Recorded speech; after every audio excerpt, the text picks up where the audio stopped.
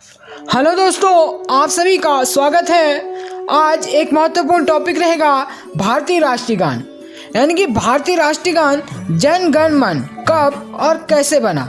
शुरुआत करते हैं राष्ट्रीय गान से ही।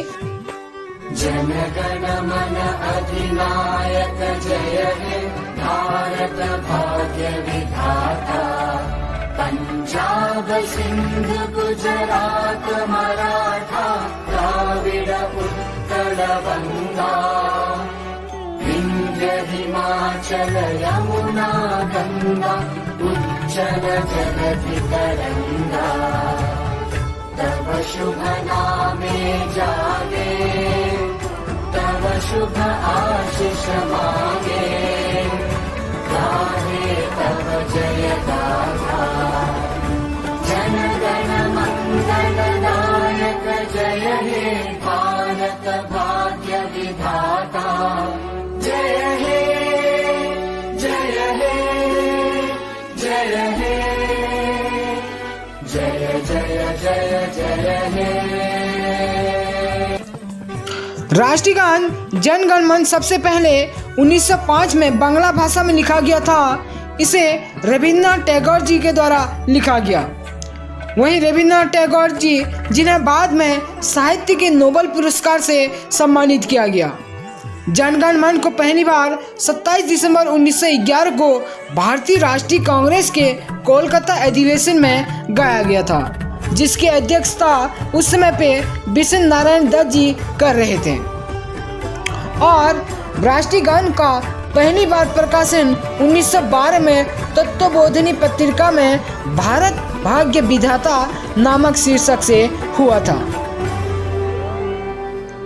और उस समय इसकी लोकप्रियता अधिक नहीं थी और बंगाल के बाहर बहुत कम लोग इसके बारे में जानते थे। यानी कि राष्ट्रीय गान के बारे में जो जानने वाले लोग थे, जो सिर्फ ये बंगाल में ही काफ़ी प्रसिद्ध था, जिससे जो है बाहर के, यानी कि बंगाल से बाहर इसे जो है काफ़ी कम लोग जानते थे। और रविन्द्रनाथ टैगोर ने राष्ट्रीय गान को न केवल लिखा बल्कि इसे गाया भी। और 1917 में उन्होंने राष्ट्रीय गान को संगीत के 7 सुरों में बांधा था।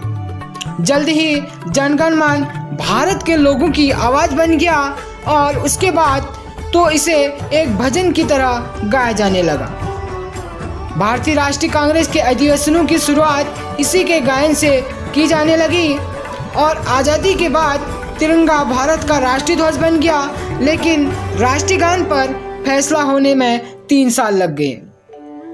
3 साल यानी कि 1947 से 1950 तक का समय जो है इसे जो है संविधान सभा यानी कि राष्ट्रीय गान बनने में लग गया था। यानी कि जो है जनगण मन के हिंदी वर्जन का संविधान सभा ने भारत के राष्ट्रीय गान के रूप में 24 जनवरी 1950 को अपनाया था।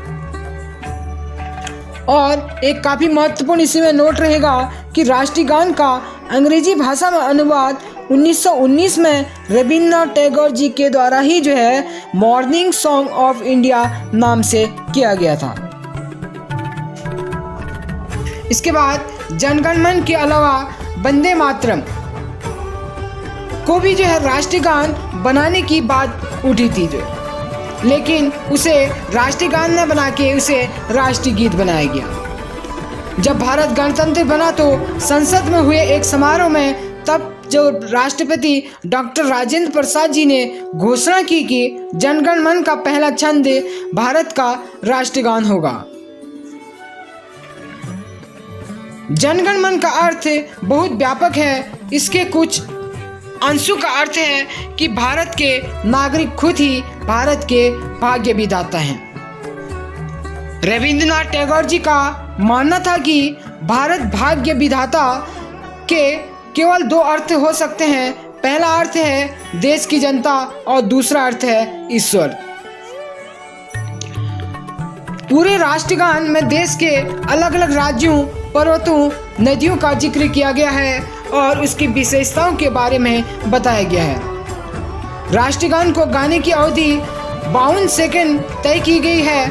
कुछ अवसरों पर इसे संक्षिप्त रूप में गाया जाता है। इसमें पहली और अंतिम पंक्ति ही गाई जाती है, जिसमें लगभग 20 सेकंड का समय लगता है।